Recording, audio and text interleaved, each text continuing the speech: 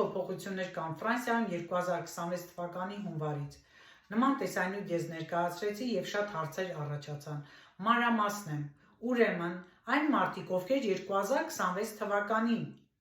դիմելու են երկարամյա տիտղ դե սեժուրին, այն է 10 տարվա, եւ քաղաքացիության համար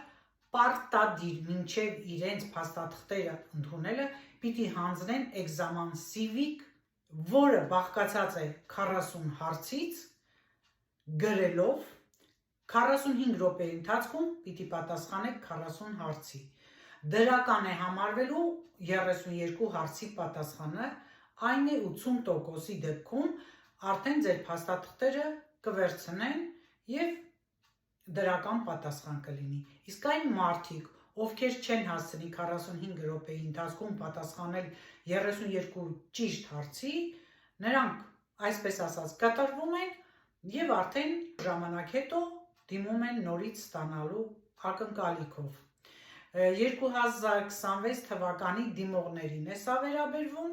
եւ 26 թվականից արդեն որոշ փոփոխություններ էլ եղել են նաեւ հարցաշարերի մեջ, որոնք նույնպես դուք կարող եք գտնել Service Public France հարթակում։